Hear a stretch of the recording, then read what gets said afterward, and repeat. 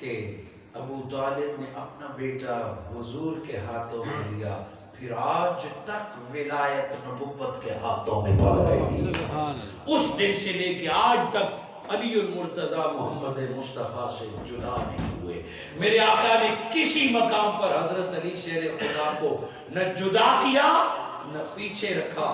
جہاں بھی کچھ دینے کی بات ہوگی وہاں سب سے پہلے مولا کائنات کی بات ہوگی ہے، سب سے پہلے۔ اور دنیا سمجھ گئی کہ علی جان مصطفیٰ ہیں۔ صحابہ کرام نے حضرت علی سے جب بھی تعلق رکھا تو مصطفیٰ کی جان سمجھ کے رکھا ہے، اور بتا دیا کہ علی سے معاملہ کرو تو فقط ابو طالب یا قریش کا نوجوان سمجھ کے نہیں کرنا، علی کا جب بھی ذکر کرنا ہے جان مصطفیٰ سمجھ کر کرنا ہے، جان مصطفیٰ۔ اب اسی تصور سے کہ اتنے زیادہ مقامات اور اتنی زیادہ فضیلتیں علی کو دینی تھی، چونکہ علی کے اندر مصطفیٰ کی جان بستی تھی۔ علی کو خالق کائنات نے مصطفیٰ کے لیے پیدا فرمایا تھا۔ سارا بچپن ساتھ گزرا ہے، اور وہ دن جب اللہ رب العزت نے فرمایا وانظر عشیرتک، کہ میرے مصطفیٰ سب سے پہلے اپنے خاندان کو دعوت دیجیے۔ میرے آقا نے جب اپنے خاندان کو اکٹھا کیا، سارے بڑے سردار موجود تھے، سارے بڑے لوگ موجود تھے۔ میرے آقا نے اپنے خاندان کو بتایا کہ میں اللہ کا نبی ہوں، اور مجھے اللہ نے پہلا حکم دیا کہ اپنے خاندان کو دعوت دیجیے۔ تو میں تمہیں دعوت دیتا ہوں کہ اللہ ایک ہے اور میں اللہ کا رسول ہوں، میرا ساتھ دو، مجھے مان لو۔ جو میرا سب سے پہلے ساتھ دے گا وہی میرا وصی ہوگا، وہی میرا ولی ہوگا، وہی میرا ہوگا۔ پورے خاندان کو میرے آقا نے دعوت دی کہ کون ہے جو پہل کرنا چاہتا ہے۔ سارے سردار موجود تھے، چچا موجود تھے، سارے۔ میرے آقا نے دل و جان سے دعوت دی، سارے ایک دوسرے کو دیکھنے لگے، چونکہ آسان کام نہیں تھا۔ کفر سے ٹکر لینی تھی، عیسائیت سے ٹکر لینی تھی، یہودیوں سے ٹکر لینی تھی، سارے عرب معاشرے سے ٹکر لینی تھی جو مصطفیٰ کو مانے گا اور توحید کا اعلان کرے گا۔ میرے آقا نے ایک ایک چہرے کو دیکھا، ہے کوئی جو مصطفیٰ کا ساتھ دے؟ اپنے گھر والوں میں سے ہے کوئی جو میرے ساتھ چلے؟ بڑے سردار قداور کھڑے رہے۔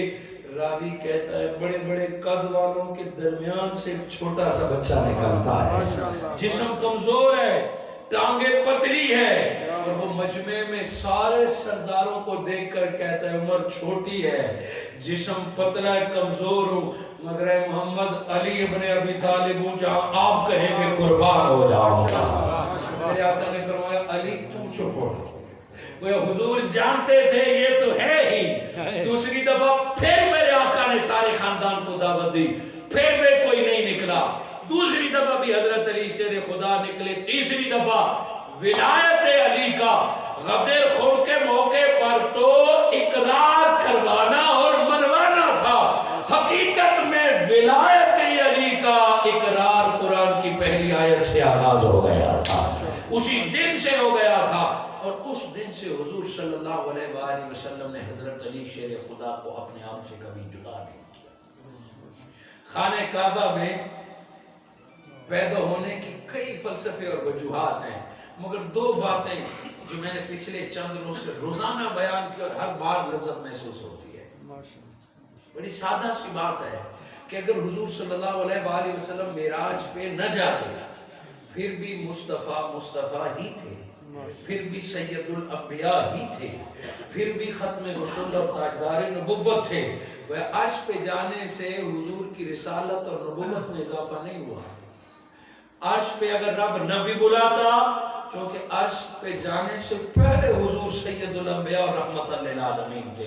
یہ نہیں کہ عرشوں پہ جانے کے بعد میرے آقا کو رحمت للعالمین کا لقب ملا یا ساری کائنات کا نبی۔ وہ عرش پہ جانے سے پہلے بھی مصطفیٰ کامل تھے، یہ رب کا احسان تھا، کرم تھا، فضل تھا۔ بالکل اسی طرح کہ عرش پہ گئے بغیر رسالت حضور کے پاس تھی۔ حضرت علی شیر خدا کعبے میں پیدا نہ ہوتے علی پھر بھی علی ہوتا، کعبے میں پیدا نہ ہوتے اپنے گھر میں پیدا ہوتے علی پھر بھی علی ہوتا، مگر کعبے ہی میں رب نے کیوں بھیجا، کعبے میں کیوں پیدا ہوئے؟ بڑی سادہ سی بات ہے، مجھ جیسے سادہ لوگوں کو سمجھانے کے لیے۔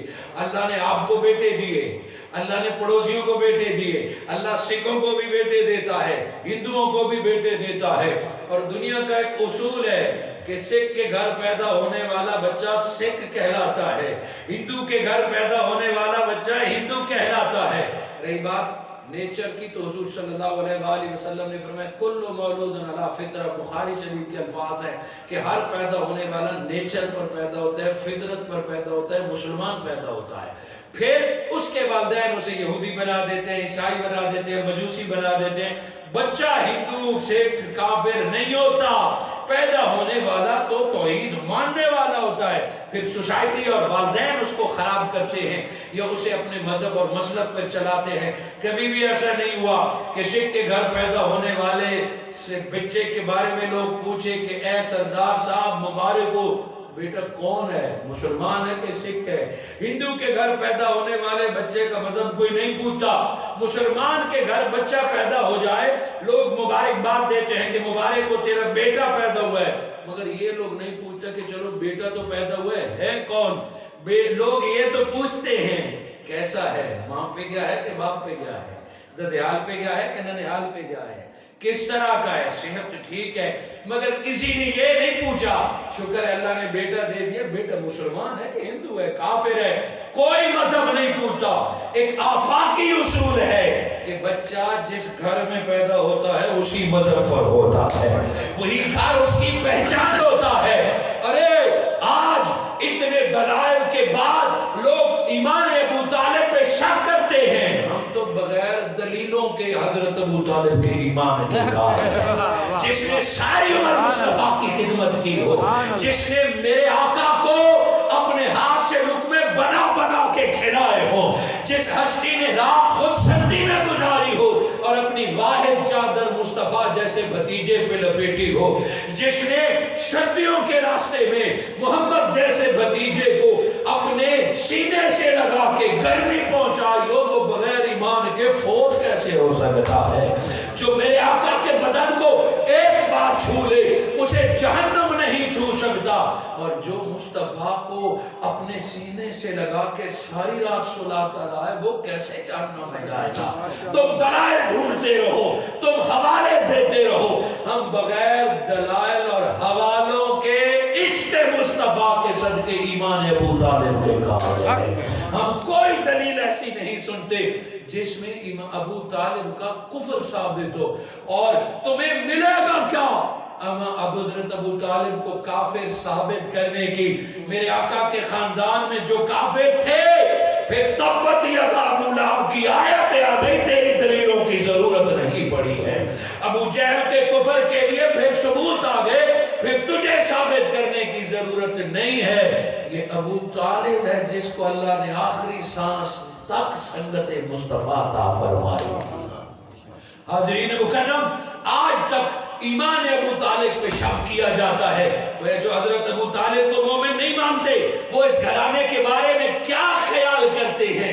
حاضرین مکرم، گھر ابو طالب کا تھا، محلہ کافروں کا ہو سکتا ہے، مشرکوں کا ہو سکتا ہے، مگر خالق کائنات نے فرمایا کہ اگر بچہ ابو طالب کے گھر پیدا ہوا، اس محلے میں پیدا ہوا، تو بچہ اپنے گھر سے پہچانا جاتا ہے۔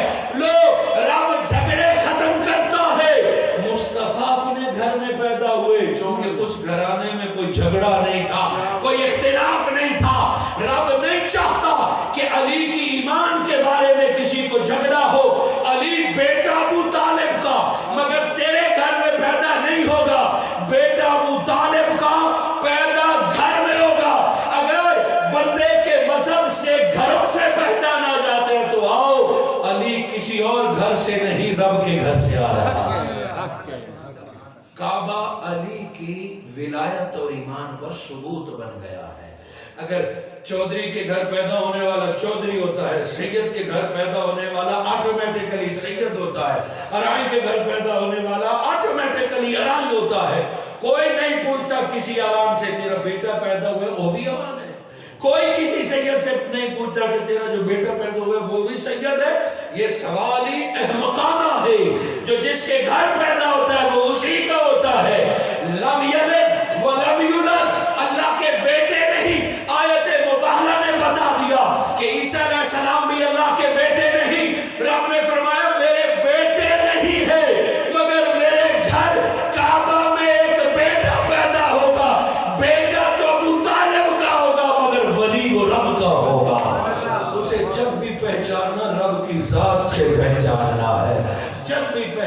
ہے، کعبے سے پہچانا ہے۔ وہ کعبے میں بھیجا اسی لیے تاکہ حضرت ابو طالب کے گھر والا جھگڑا اور شک و شبہ پیدا ہی نہ ہو کہ علی کو ابو طالب کی نگاہ سے نہیں، خانہ کعبہ میں پیدا ہوئے اور جھولی مصطفیٰ میں آ گئے ہیں، کہ علی کو جب بھی دیکھنا ہے نگاہ مصطفیٰ سے دیکھنا ہے۔